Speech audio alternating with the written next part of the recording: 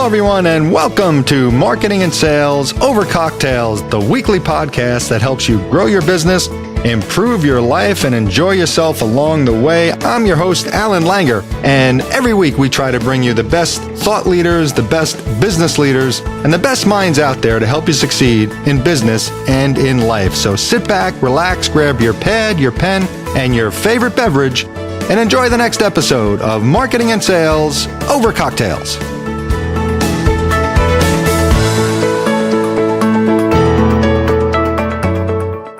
Hello, everyone, and welcome to Marketing and Sales Over Cocktails. This is episode number 9 already, believe it or not. We've got 9 episodes that we're ready to go, and I've got a great guest tonight that will really bring some really great information to the table tonight. Really get a pad and pen out because this is some really good stuff. His name is Benjamin Manley, and Benjamin has his own website company called Knapsack Creative.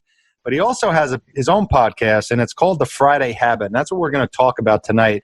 And it's about finding some, if you're a business owner or even someone who kind of is a sales rep, but kind of run your own thing. This is really going to help you out in really leveraging your time better to become a better business person and a better person overall. One of the things that Ben sent me was that his mission is to connect people with tools and ideas that help them create a better life for themselves and for others. So without any further delay, Benjamin Manley, welcome to the Marketing and Sales Over Cocktails podcast. How you doing tonight? I'm doing great. Thanks, Alan. Thanks for having me on. You're very welcome. I'm very excited that you're here because you gave a presentation for my virtual networking group that most of my listeners know that I do on Fridays. It was awesome. I got a lot of great comments afterward from that. And before we get into that, I really think, give us a little background on how you got to where you are. You have your own business, you have your own website design company, but it's different than any other one that I've heard of because you design websites basically in a day, right? Yeah. Yeah, and it's been kind of a journey getting there for sure. Originally we started in 2012, Knapsack Creative Co. And basically we specialize in Squarespace website design. And originally it took us several months to build a website. Typical thing where you do content phase, design phase, development phase. Mm-hmm. But over time, as we started working with clients, and even as I was working on projects for some of my friends, I don't know if you ever do any projects for your friends where you like do a free project or something, but I learned quickly that I have to make sure that that my friends have as much stake in the project as I do. Otherwise, I'm left doing all this homework, and do they care? Are they putting in time after hours or not? So right. I would only do free projects if my friend would sit there with me while I did it. Kind of dual accountability. Everybody's kind of involved. I like that. So I have to implement that. Yeah. So sometimes over lunch, I'm like, hey, yeah, I'd love to design a logo for your new side project. Let's get together over lunch and we'll design one out. So we do that sometimes. Or somebody be like, I have this idea for this business. I'm like, cool, let's come over to the office for 4 hours and we'll bang out a simple website for you. So. Mm-hmm. Started doing that, and it was such a fun experience. Like I actually really enjoyed doing it that way because I could ask them questions, kind of type up some of the copy. They would bring some of the copy with them or some photos, and it just was kind of a fun experience, like collaborating with people and building websites that way. I was like, man, if I enjoy doing this with my friends, why don't I try doing this with a client? So, oh wow, so that's how it started. Yeah. So we and I mean, there was other inspiration too, as far as like I had seen an ad for like a painter for a day with a painting company. I was like, hey, that's a kind of a cool idea. Like, what if we did a designer for a day?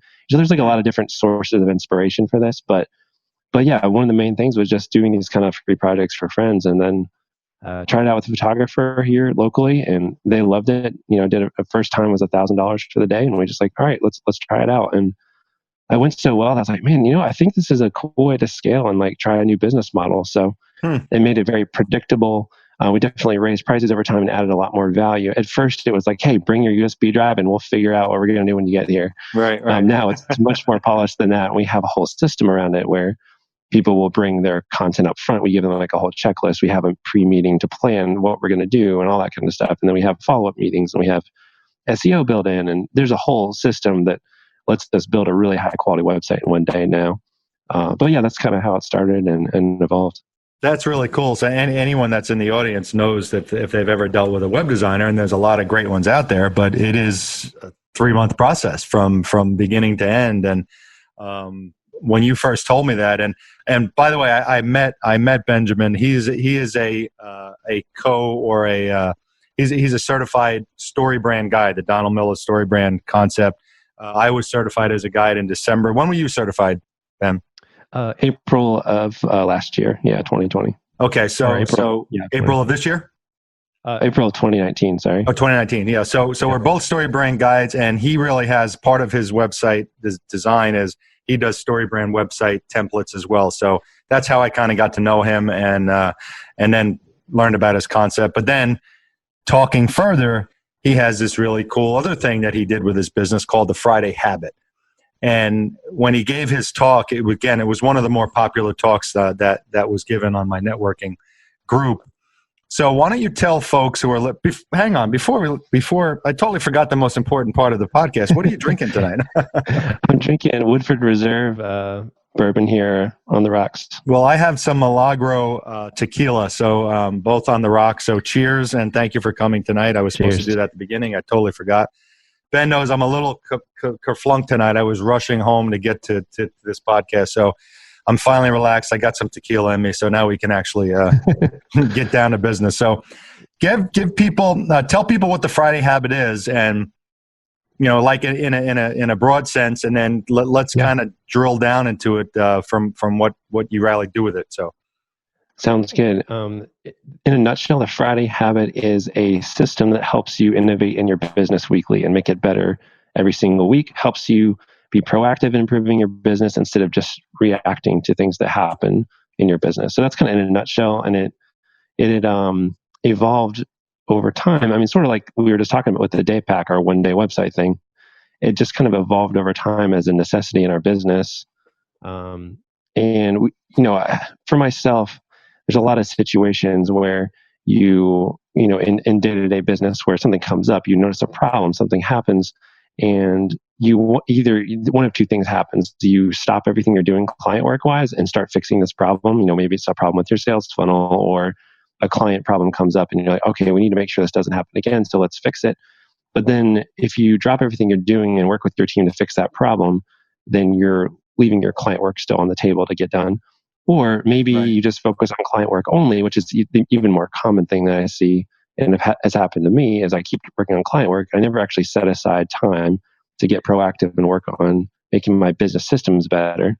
So basically the whole idea is like you're too busy putting out fires to kill the dragon. Like you're running around with a bucket, dousing it on these little fires that are everywhere. This email, this person's mad, all this stuff. But right behind you is this giant dragon that is the root of all your causes, and all you're doing is fixing symptoms. So you need to basically have a system in place where you can actually start fixing the root of all your causes and not just fixing the symptoms day to day. So it's basically like taking ibuprofen but not figuring out why your knees hurt. Exactly. Yeah, this is like self-care for your business. It's about like, hey, if you actually are proactive and you exercise regularly, you eat healthily, you identify these problems before they get out of control, then you're going to be way healthier in the long term. Well, I love that because so many businesses are reactive. That's how they're set up. And even entrepreneurs, when you get or the solopreneurs or the entrepreneurs, it just becomes part of doing businesses, becoming reactionary to your clients. And some clients, you know this as well as I do, there are some clients you just don't want to have. You're like, oh my God, why do I have this client? He's driving me or she's driving me nuts. And you're reacting to that person. You're spending 80% of your time on this person and 20% of your time on the clients who are actually, good clients. So I love the concept. It really got me rethinking things that, when you talked about it. So there's 5 components, if I remember correctly, to the Friday Habit. Would you mind going through what they are? For sure. Absolutely. Okay. So there's 5 key habits that make up the whole system. And even before I get into that, I would say a couple of reasons why I think this is important for you. Sure. Is that it's going to help you be proactive every week. It's going to help you make learning automatic. It's going to help you turn your ideas into action so that even when you come up with a proactive idea, instead of when you read the book and And then after you finish it, you don't have time to actually take action on it. It's going to help fix that. It's going to help you fix the recurring problems that happen in your business.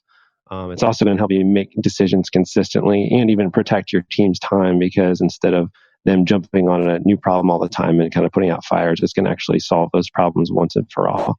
So, so jumping into that, basically, the overall quick concept is that the goal is to block off one full day per week to focus on this proactive stuff. So that's why we call it the Friday habit. That's what we've done at our company, Knapsack, is that every single Friday we're actually closed to the public, for client work and that kind of thing.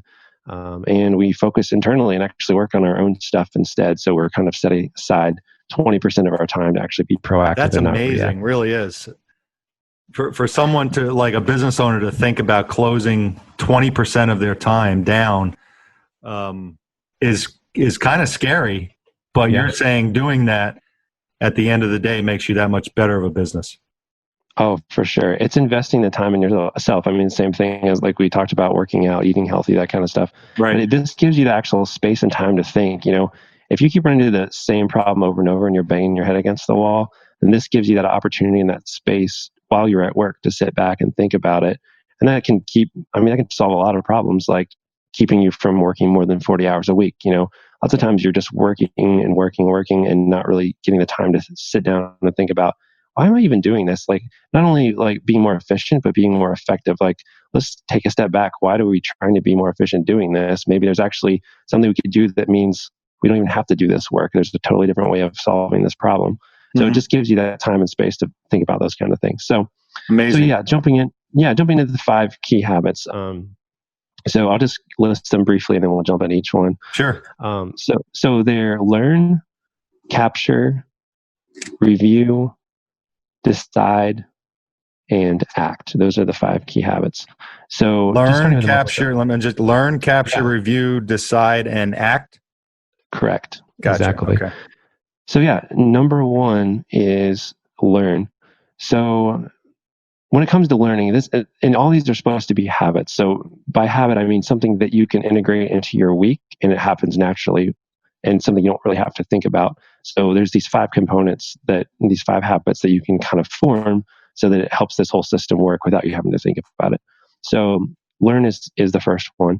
And this is basically, how can you automate the process of learning new things to apply to your business? So this is even more proactive than just identifying problems and solving the root cause. This is actually going out there and finding new things you may have not even thought about yet. So, So for example, one great way to learn automatically is joining a mastermind group, or joining a group like yours where you have a weekly call that has a presenter and it's kind of giving people information. So by you just showing up and having that on your calendar, that means you're going to learn something new every week. That's one good example. Another thing is like separate podcasts that are going to be targeted to exactly what you need to know. And if you can subscribe to those, then it's automatically notifying you and delivering you information. So it's kind of automating that learning process. Same thing with email lists. There's a lot of great, email lists out there where they send you a bullet list of a few like key things that they've learned that week or that month. If it's somebody you respect in your industry, then go ahead and subscribe to something like that. Right. Whatever helps you kind of automate that. And there's other pieces to this too, like making sure that you just intentionally think about what are the times when you could learn something like this. Make it a habit. Like, oh, when I go for my runs on Wednesdays, I listen to that one podcast that comes out on Tuesdays. So cool, I'll just like make that part of my routine. I just listen to that podcast each week. Or hey, when I'm doing mowing the lawn, like what are some things you can kind of think about that, maybe you can listen to an audiobook so it saves you a little time. But just think about like what can you do to help make the learning part automated. So schedule learning, basically. Schedule it.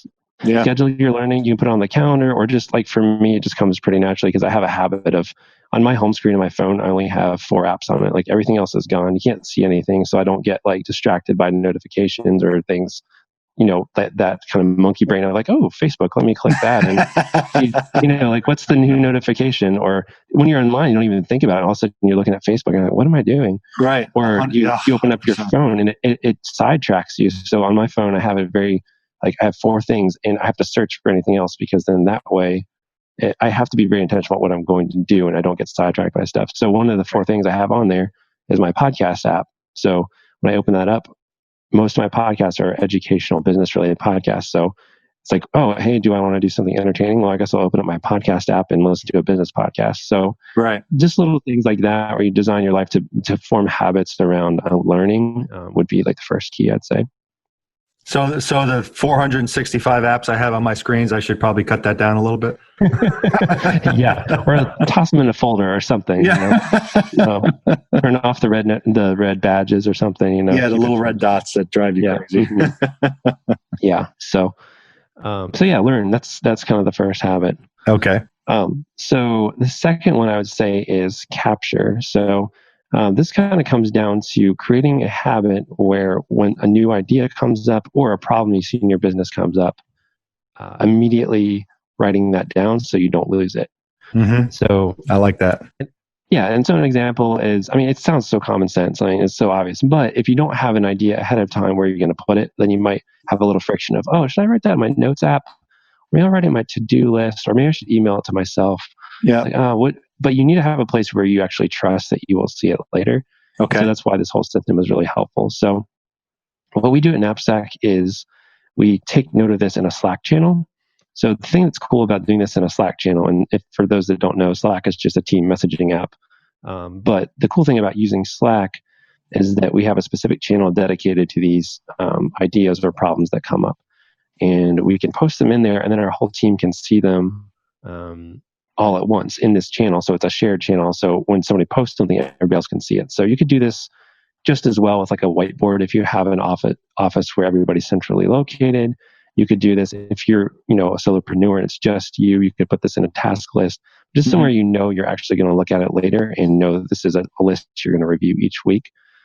So that would be habit number 2, is just making sure you know ahead of time where you're going to write something down when you have a new idea or a problem that comes up in your business. It's interesting you said that, because when I'm a writer at heart. That's where my happy place is. I love to write. And when I was in college, I used to write short stories like I was having breakfast. It was just something that they just poured out of me all the time. And every time I got most of my ideas actually driving. For some reason, I was commuting to school, and I always had the newspaper with me. Back then, you would buy the newspaper every day. And an idea would pop in my head, and I would write it in the top column of the newspaper.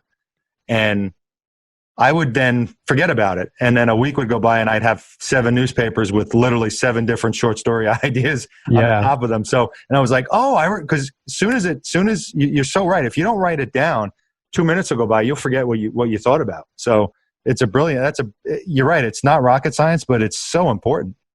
Yeah. And another cool thing about this is that your whole team, if you have a team, can be involved in this. So it kind of democratizes this whole process of, it's not just you, the business owner, coming up with ideas. It's people that are closest to the problem capturing these things. So when they run into a problem with the client, immediately they put it there. Also builds a lot of team trust, because they know that when a problem comes up, as a team, we're going to have time to think about that and solve it. If you worked at a big company or in a more like political environment or somewhere that moves kind of slowly, you probably know how it is to have the same problems happen over and over and wait on your boss to fix it or management to fix it. But in this way, it's like, hey, management has your back, because they're going to review these things that are captured every single week, and you're going to be there to help talk about it. So it really kind of increases the faith of the team in the organization itself and makes them more involved, which is really cool. Really cool. Really cool. Love it.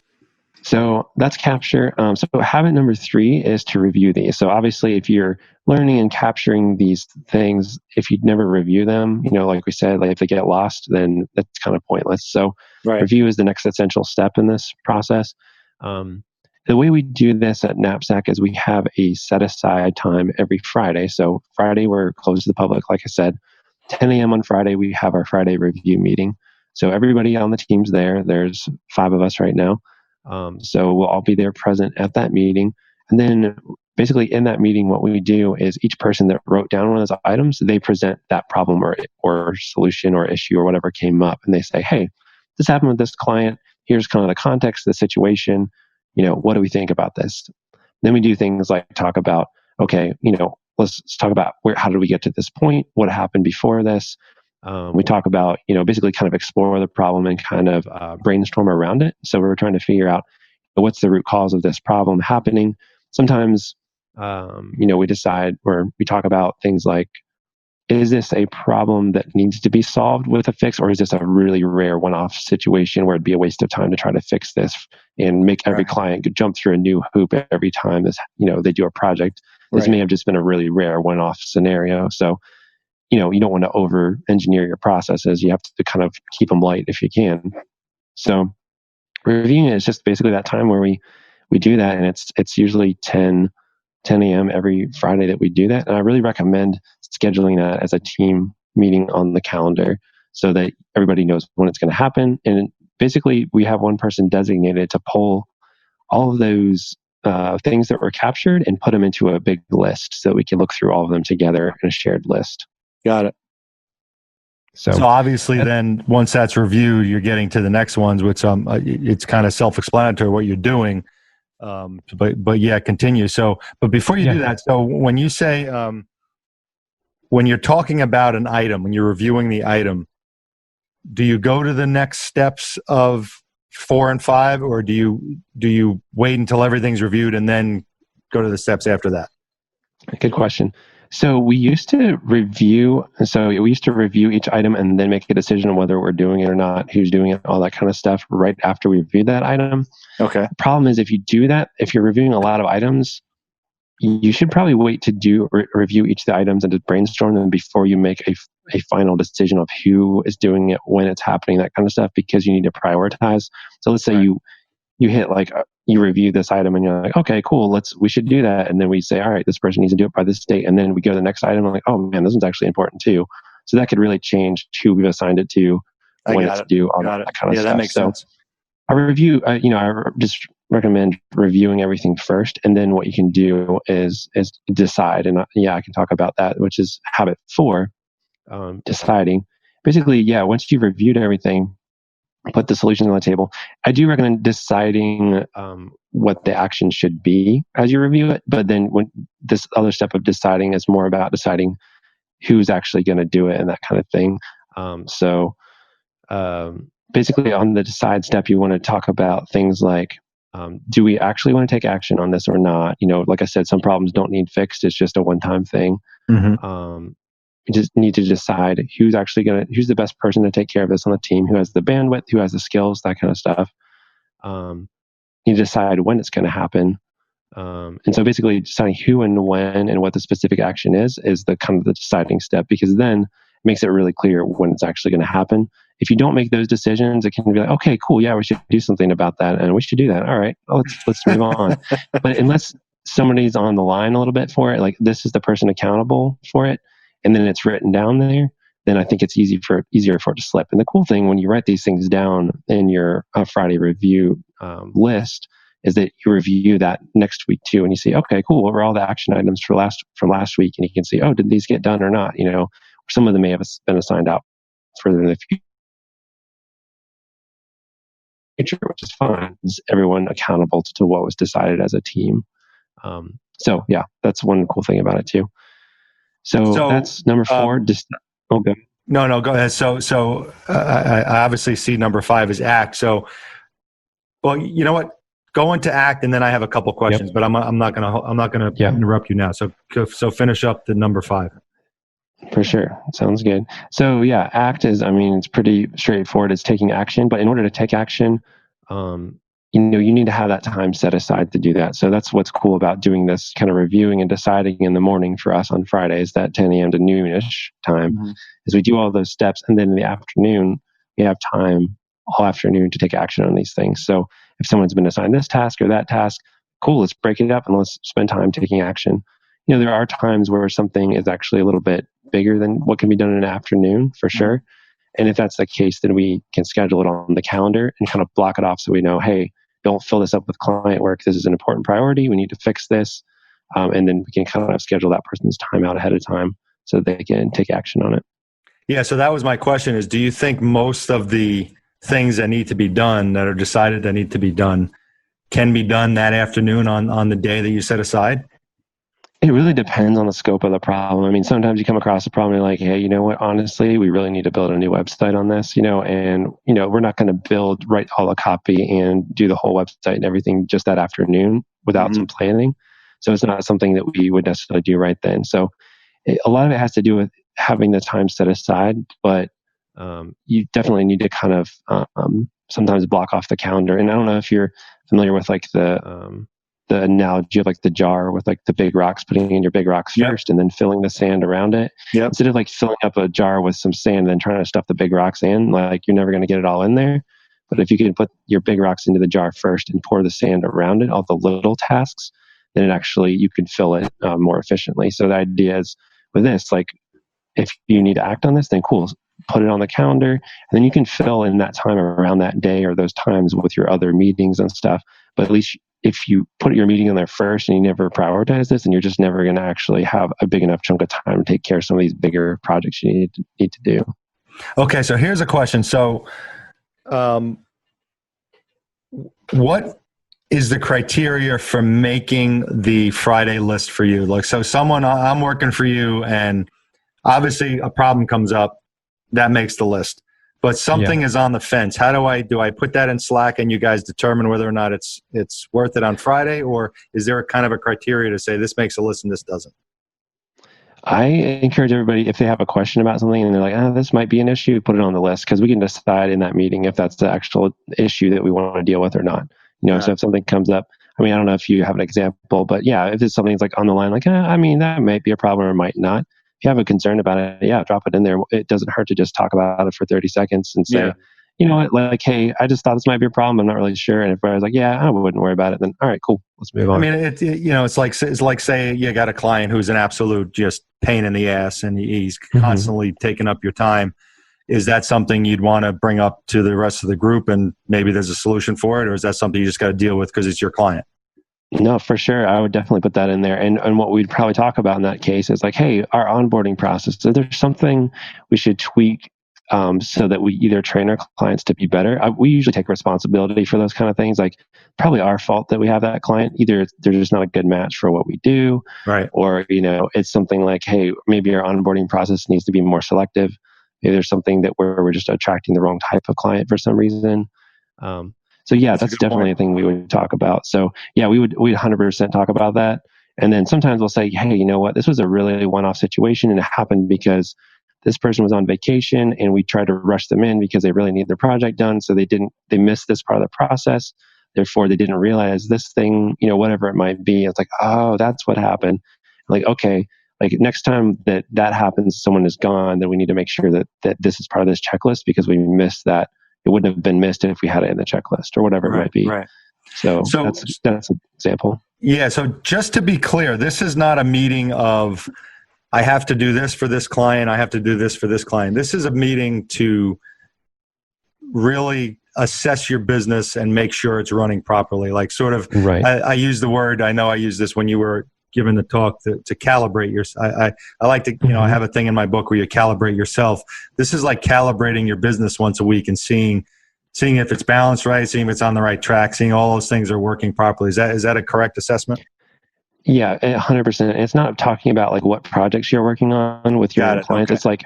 It's like, how are we doing our projects? Like, how are we doing our work? Like, are we doing our work the best way? It's about those types of questions. Yeah. And basically making yourself better as a business instead of, it's like working on your business instead of in your business, basically. Yep. It's like, let's take a step back.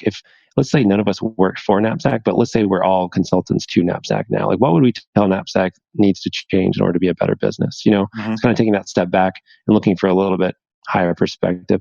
And the cool thing about that too is really you're teaching your whole team to be leaders in that way too, and to think a little bit bigger and think a little bit more long-term about stuff. Uh-huh. So it really helps your whole team be more proactive in like systemizing your business, which as a business owner is awesome because then you're building the value of your business.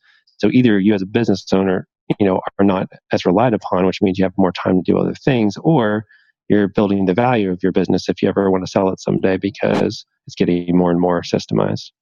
Yeah, and for me, it also reminds me of I learned this from someone recently that you need to spend your time. So many people get distracted with, like you said, the phone, and you start doing stuff throughout the day, and all of a sudden it's 4:00 in the afternoon, and you're like, what did I do today to actually make money or push my business forward? Nothing. Right. I didn't do anything today. I spent the day doing X, and X might have been somewhat important, but it certainly could have been pushed to a week from now. And so I really try to focus on, all right, what am I going to do today that's going to improve my business or make me money? And if if I find myself doing something that's not doing one of those two things, I try to stop. So that is something that I would, impart or add to what you're saying. Obviously, you're saying it a lot more eloquently than I am, but that's no, that's a great question to ask yourself. Am I doing something to myself, my business forward, or to make money? If or not, making money, right? Doing the wrong thing. Yeah, that makes sense. Stop doing it, and that's what I try to look at. But it's still, even when I have that in my head, it still amazes me that I'll spend 15 minutes on something before I realize that it's not doing those two things. Yeah, it's so easy 100%. To get distracted. Yeah, and honestly, for me, I'm very easily distractible. I mean, I think a lot of entrepreneurs are, where you get that kind of shiny object syndrome, where you're like, ooh, that's a cool tool. I bet I could redo my whole CRM. I'm like not thinking, oh, I need to import like however many contacts. Like, why would I do that? Right. But, I'm always like, oh, this new tool, I could do this, or how, I have a new idea of how we could tweak our process. Like, that part of our process is not broken. Like, why am I touching that? So this really honestly helps me stay super focused on stuff, because otherwise I would be spinning my wheels a lot. And I have, there's many times where I spin my wheels and kind of work on things that are not a priority. So bringing it together with the team just helps recenter me each week from the team's perspective. Because, as a business owner, you need to be able to trust your team to be on the ground and be like noticing those problems. And, you're not seeing the specific day-to-day problems sometimes, if you're not working with every single client, and they're going to see that stuff and be probably the best person to provide solutions to solve it, because they're right next to it and they know what it's like. Right. So, I mean, that's one reason I just really love doing it that way. Yeah. And you came up with this, and it's a book now, right? Is it like a PDF, or what is it? Yeah. Can people get a hold of it? There's a little workbook on our website, and actually, it kind of walks you through the different habits, but also has a section, and I can touch on this briefly too, if this is helpful. Yeah, sure. Basically, it's about how do you make the time to make this happen? Because, I feel like a lot of people are going to think, man, like 20% of my time, like a whole day, like I can't even get all my client work done. How am I going to, dedicate an entire day to working on this? Right. And yeah, it's maybe sound daunting, but there's actually a pretty simple way to gradually get there, and it's 100% doable. So yeah, I mean, the workbook has this in it. So if you want to go to thefridayhabit.com, you can even download it and kind of follow along as I'm talking about it, if that's useful. But there's a whole worksheet in there, and it kind of helps to self-evaluate on each of these 5 key habits. Also has some templates in there for like the actual review meetings, so you can kind of follow along the template and know like the checklist that we follow and stuff like that. And there's a section towards the end that's about making time for this. So I basically recommend 3 phases that people go through in order to get to 1 full day per week. And I will also give a caveat of, I know that there are certain types of businesses that cannot be shut down, for a full day each week. So instead of that, I recommend them do 2 hours each morning, 4 days per week in the morning or something, before you actually do your other work, and just make that a priority in the mornings. And you can do it 4 days a week. You can use one of those days as your meeting time with your team to review everything, and then the other 3 days as taking action time. So that is a kind of a workaround if you have a business where you just don't feel comfortable dedicating a whole day and being shut down. So, the 3 phases basically are: phase 1 is just using 2 hours per week, which is a pretty low commitment. I feel like any business, if they want to take this seriously, can dedicate 2 hours a week to doing this. So what I would recommend doing with that first 2 hours a week is doing that review meeting with your team and start talking about these problems. And in the first few reviews, what you should do is identify areas where you can free up more time and be more efficient so that you can grow to the next stage. So basically use that very first 2 hours to actually set aside enough time and identify areas where you can move to 4 hours a week, which is the second phase. So phase 1 is 2 hours a week. Phase 2 is 4 hours a week. You get there by using that 2 hours to systemize a few things to where you can free up a little time for your team. So then you get to 4 hours a week. I recommend using the first 2 hours of that 4 hours as your review meeting where you review everything, make decisions, and then use the other 2 hours that you freed up as your action time each week. So just spend 2 hours per person knocking out one of those things from the list to kind of free up even more time and systemize a few things.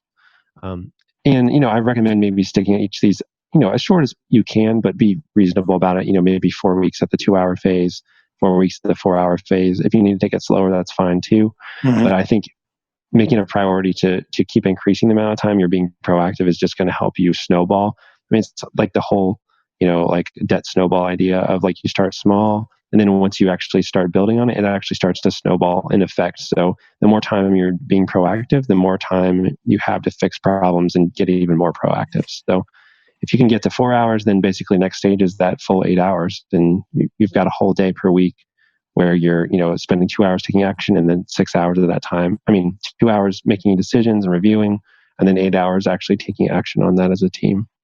So if you're a solopreneur like me, if I don't have a team yet, hopefully I will at some point. I know I set aside Sunday nights a good hour to, and again, I call it calibrate. I go back through what I did this previous week, and then I kind of write down what I'm want to do but it's more like it's like an overall to-do list where I do a yearly goal, a monthly goal, a quarterly goal, stuff like that. But I listening to you, I should probably add some systems in there that I'm doing that need to be fixed a little bit, need to be honed in, or, help me stop wasting time or getting distracted. So that's what I'm hearing from you, because there's a lot of solo people in the audience, or even just sales rep. Like, all right, how do I implement this in my day-to-day business? Because I don't have a company. So what would you suggest from a solo person? Yeah, it's really the same process. It's just that you, unfortunately, you don't have the team to discuss it with, which right. I think is valuable.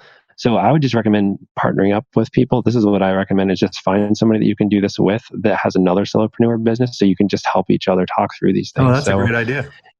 So on Friday, and that also helps you keep your system going, is having that accountability. That's why I've done it so long. It's because my team's like, hey, they're sitting at the table at 10 a.m. They know that meeting's happening. I'm showing up too, So if you can get somebody else, say, hey, Friday mornings at 10, hey, you want to talk about like anything that went wrong in your business during the week, and like help brainstorm on how we can fix these problems, and just like invite somebody else to do it. You can send them the workbook if you want to. But I think the idea of just having one accountability partner to do it really just helps. You could even do more than one if you want, but that's a great idea. I just think, so I think that's one way to do it. Because you do want to capture everything yourself. And it's all the same principles apply, because think about, let's say I'm spending so much time emailing back and forth with people to get calls scheduled. It's like, okay, what could I do to fix that? You do a little research. You're like, oh, Accountantly, this is a really cool solution where I can just send out a link and they can pick a time on my calendar. Mm-hmm. But if you're scrambling day to day, you don't have time to think about like, all right, what am I going to do to fix this problem? Listing what did you spend your time on? You're just going to keep scheduling meetings the way you're doing it. So it's good to have that time set aside where you're like, all right, let's try that tool and see if it works. And then you just keep tweaking it as you see problems and solutions. And if you can brainstorm or do a little mastermind with a few friends or something, then I think you're just going to kind of multiply your knowledge from those people. Yeah, and it's something where, leave your ego at the door. You can always learn stuff. You don't know everything. You don't even know. 100%, you don't know what you don't know. Yeah, exactly. I learn stuff every single day, and I'm always like, wow. I always also like, I marvel at something where I'll learn about a website or something from total random, LinkedIn post that I saw. I'm like, what is that? And I'm like, oh my God, that's really cool. So it's never stop learning. That's, your habit number one. And, cause again, you don't know what you don't know. So anyway, this has been awesome. We're pushing 40 minutes or so, 45 minutes. So, we can chat all night, but, Ben, tell everybody, I know you said the FridayHabit.com, which is unbelievably, all this information is free on your website, I'm assuming, right? Yeah, it is. Yep. Free stuff. That's get there, check it out. It will help you. I've been doing it. It definitely helps. How else can they find you if they want to do a website or they want to chat with you about the website? Where do they go? For sure. So yeah, if you're interested in our website services, it's knapsackcreative.com. You can check out our portfolio there. We've built, I think, over 400 websites this way now. And yeah, we love doing it. We also have, like you mentioned earlier, we have a brand called StorySite, which is storysite.co. And there we do we create story brand ready website templates. So if you're familiar, like Alan said, with the story brand framework, and you have a wireframe that's been built by a story brand guide with all your copy and stuff, but you want an inexpensive way to actually get that created and live, then StorySite, we have a whole system of templates there. You can buy one, and we actually do all the work for you to implement it, launch your website, and all that kind of stuff. So it's a great, inexpensive option. And I'll mention, if you do go to thefridayhabit.com, you can download the guide and workbook at the very bottom of the page. And then also you can check out our podcast there, where we do some interviews with thought leaders and stuff like that. And actually, Alan, your interview is going to be on there. I don't know when this one's coming out versus that one, but right. But we're going to have Alan on the show as well, which I'm super excited about. Yeah, so we're kind of trading podcasts here, and I spent some time talking about pricing, and Ben was gracious enough to come back on here and talk about the Friday Habit. So this has been awesome. Again, it's thefridayhabit.com. It's Knapsack Creative. Knapsack was with a K, KN, Knapsack Creative.co, or is that .com? .com. Yep. .com. Okay. .com. And the other one is storysite.co, right? If you're a story brand guide or has done StorySite, that's storysite.co. So anyway, Ben, any parting thoughts for our audience you want to leave us with tonight? Yeah, I would just say, stop putting out fires and start killing dragons. Love it. Love it. Okay. Well, Ben, thanks for joining us. I really appreciate it. I'm going to be downloading your workbook right after we get done here. And everyone, thanks for joining me tonight. And Ben, this is the Marketing and Sales Over Cocktails podcast, and Alan Langer with the 7 Secret Center for Sales and Marketing. And we will talk to you again next time. Take care.